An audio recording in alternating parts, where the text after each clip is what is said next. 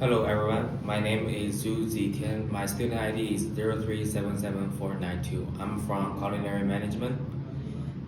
Today our group will present our data mining project on accident drug-related deaths.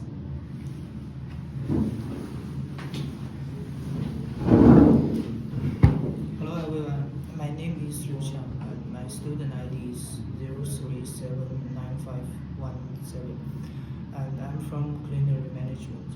I will present the clustering parts of our project.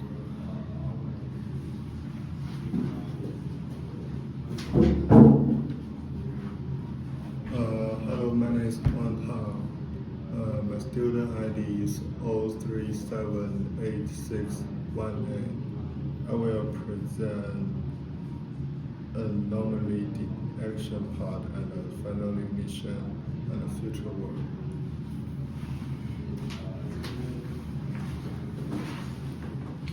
First, we will introduce the project background and the four analyzed tasks.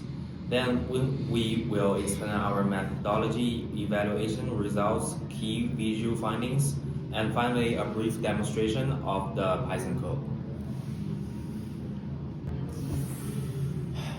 This project uses a real-world accidental drug-related death dataset.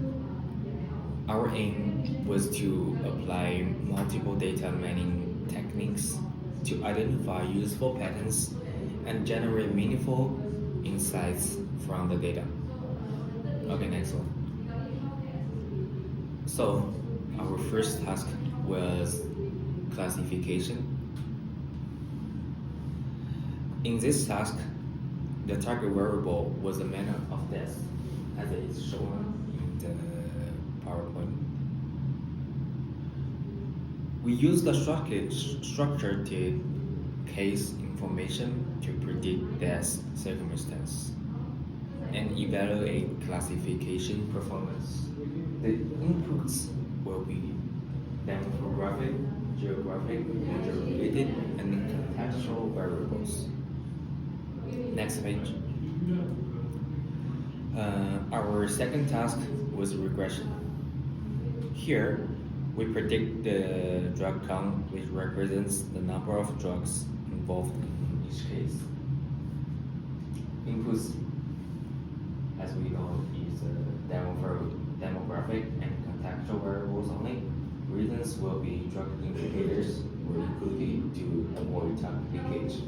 Our goal is to test whether non-drug features can explain variation in polydrug use. This helped us examine whether contextual variables could explain variation in drug use complexity. In the clustering test, our goal was to discover nature groups with the dataset. We aimed to identify high case patterns based on age and substance use variable. This helps us better understand the difference across value substance use profiles. Next page, next one. In the anomaly detection test, our goal was to identify unusual cases in the dataset.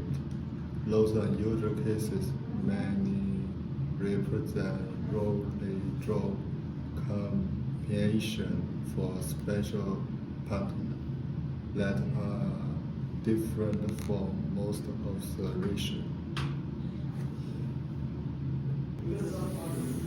Now, I will explain methodology of our project. It includes pre-processing, modeling, and implementation details. Next page. We use the Python together with pandas, NumPy, scikit-learn, matplotlib, and Seaborn. Our pre-processing used a pipeline structure like this with punctuation, encoding, and scaling. Okay, next one. For classification, the target Was manner of less as it is showing the first frame. we use the demographic, geographic, and case-related variables as input features. We implied a timing with stratification.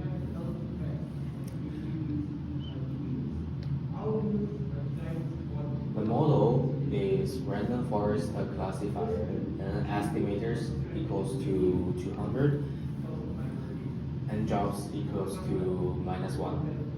So Why should we use the random forest is it handles mixed features, captures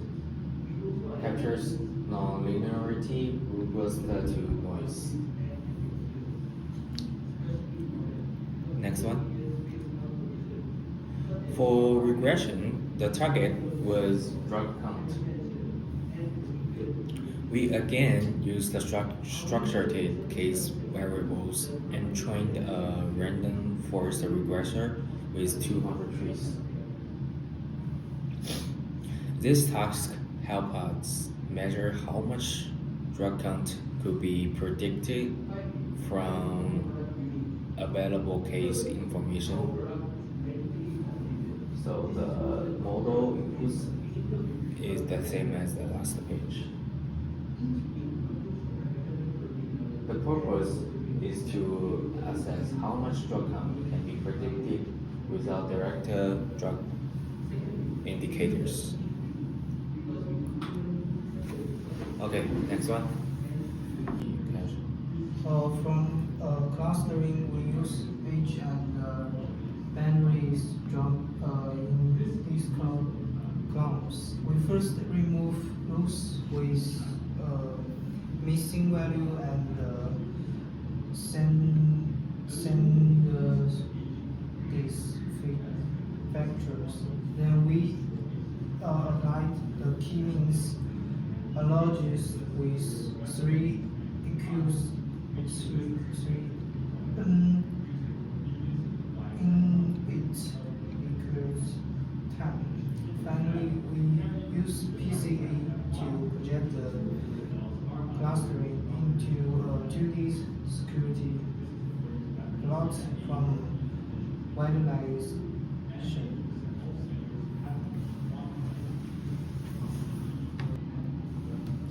We use isolation forest for anomaly detection.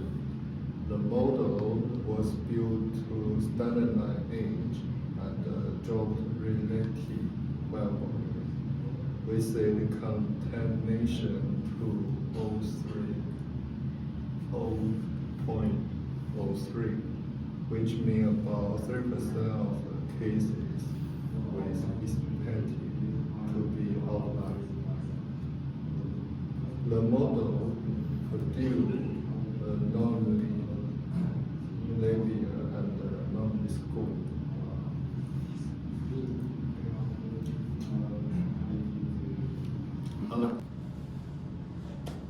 Now I will briefly demonstrate the Python code used in this project.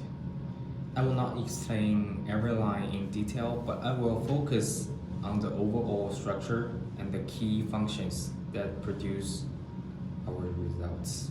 First, if we look at here at the main function, we can clearly see the order of the workflow.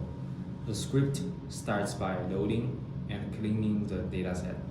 Then it generates exploratory visualizations. After that, it runs the classification task, the regression task, the clustering task, and finally, the anomaly detection task. This is useful because it shows that our script was built as a complete pipeline rather than as disconnected code fragments. Okay, move to load and basic clean. Okay, next, in the load and basic clean function, We import the dataset from the CSV file. The platform, the perform of the and perform the main cleaning steps. First, we remove completely empty rows and ensure that each column is treated as numeric. Then we keep a selected subset of core columns, including demographic information, geographic information, case-related variables, and drug indicator variables. One important step in this function is the conversion of drug-related columns into binary values. This means that for each substance, the code determines whether it is present or not, and then converts that into 1 or 0. This is important because machine learning models work much better when the indicators are represented consistently. Another important step is the construction of drug count. Here, the script sums across the drug indicator columns to calculate how many different drugs were involved in each case. This newly constructed variable becomes the target for the regression task. Okay, move to next one. Build preprocessor.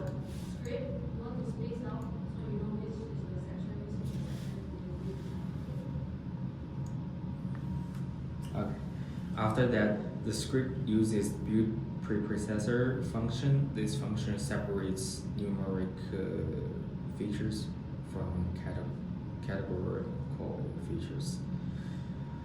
For numerical variables, it applies median imputation and scaling.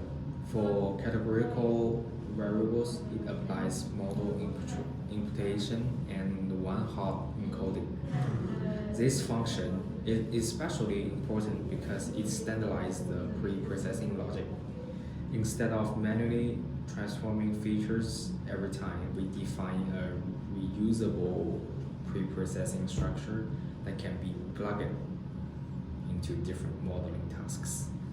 Okay, next.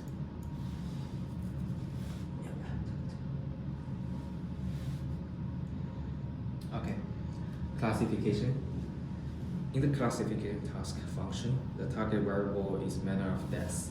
The code first removes rows with missing target labels and then removes classes with too few samples, so that the stratified build can work properly. After that, the script builds a random forest classifier and combines it with a pre-processing pipeline. It then trains the model, makes prediction on the test set. It brings several evaluation metrics, including accuracy, precision, recall, and F1 score. In addition, the script also generates a confusion matrix and performs 5-fold cross-validation. This is useful because it gives us not only one test set result, but also an additional sense of model stability. Okay, next, last one, regression. Okay, regression. In the regression task function, the target becomes drug count. At this point, the code excludes binary drug indicator columns from the feature set to reduce target leakage. This is an important design choice because we do not want the model to predict drug count. Simply by reusing the same drug indicators that were used to construct it, the code then trains a random forest regressor, evaluates the model using MAE, RMSE, and R-squared, and generates a scatter plot comparing true and predicted drug count values. This makes the regression result easier to interpret both numerically and visually. Okay. Now I will move to the main evaluation results. For classification, the overall accuracy it was extremely high, about 99.75%. However, the micro precision, recall, and F1 score were much lower, all around 0.33. This tells us that the model performed very well on the domain class, but much less effectively on minority classes. So the classification result is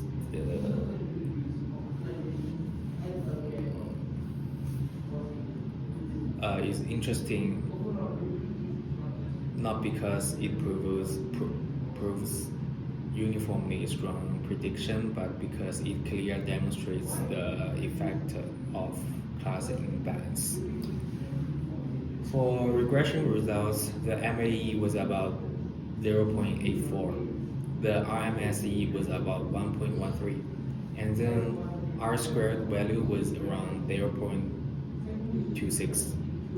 These values indicate that the model captured some variation in drug count, but the predictive power remained limited. In practical terms, this means the available structured variable contains some useful signal, but they are not sufficient to explain the full complexity of substance involvement. Okay, next one.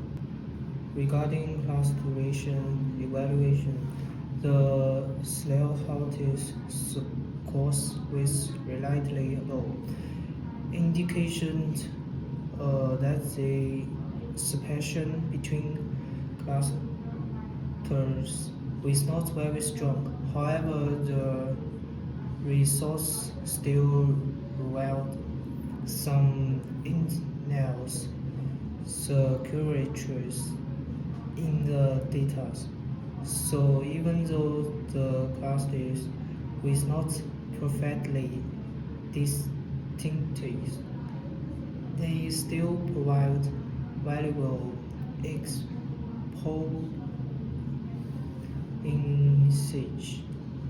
Okay, next. In a resource, about 3% of the cases identified as outlier. Lower anomaly score indicate more unusual observations. These outliers may develop future investigation because they can reveal role or meaningful pattern.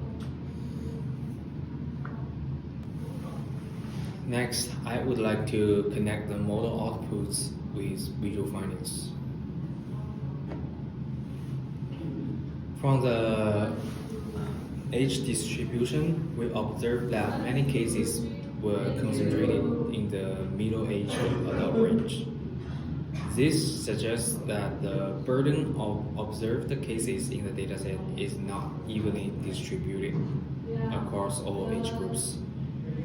From the sex distribution, we observed that male cases accounted for a large share of the sample than female cases. This is important because it provides descriptive support for the broader public health relevance of dataset. The confusion matrix and class distribution are also very important. This helped us understand why the classifier achieved a very high accuracy while still producing weak macro-level performance. In other words, the model learned the majority class well, but did not perform equally well across all categories. The drug correlation heat map showed that several drug categories tended to co-occur. This suggests that many overdose cases involved polysubstance patterns rather than isolated single drug events. Finally, the regression scatter plot showed that prediction was more stable in lower and moderate drug count ranges, while the model became weaker for more extreme values.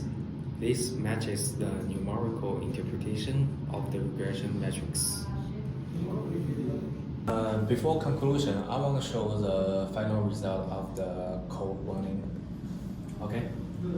Here we can see the actual output generated by script. The terminal shows the evaluation matrix for the classification and regression tasks, including accuracy, precision, recall, and F1 score, MAE, RMSE, and the R squared. This confirms that the numerical results reported in our presentation were produced directly by the Python workflow. Then the Genting. Here we can also see the figures generated by the script. These include age distribution, sex distribution, manner of death distribution, confusion matrix, drug correlation heat map, and true versus predict drug account plot. This shows that the visual findings in our report and the slides were also generated from the code rather than manually created. Okay. Okay, let's move to the final part, conclusion. It includes main findings, limitations, and future improvements. The research count includes pre-processing, linked variables, and the constructed drug count. The classification includes high overall accuracy, but several class imbalance reduced minor class performance. The regression part is drug count can be predicted to a limited extent using non-drug variables. The clustering and outliers, 3 board cases groups, and about 3% anomalous cases were identified. Okay, let's move to limitations. Limitation. This project has some limitation. First, the dataset contains missing value and in system level. Second, important behavior and socio-economic variable was not available. Third, class imbalance reduced the performance of some model. For future work, we can improve label standardization tests, stronger models such as SG, Boxed, and compare more clustering and anomaly detection muscle.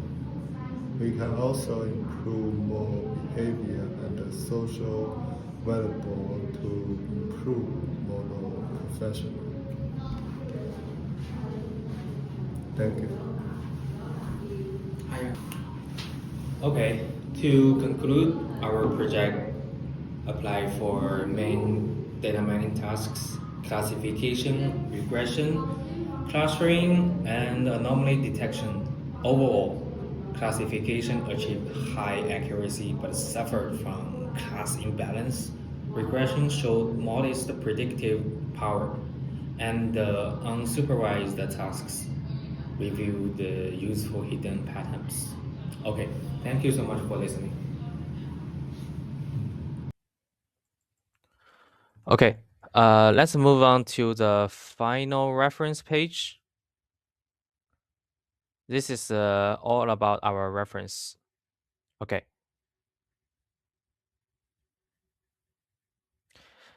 First, Connexion Open Data 2025 was used as a main source for the database itself. It supported our description of the data source, the structure of the records, and the reason why this dataset was suitable for our project. Now, next is connects the Department of Public Health 2023 and 2025 were they both used to support the public health background of the study.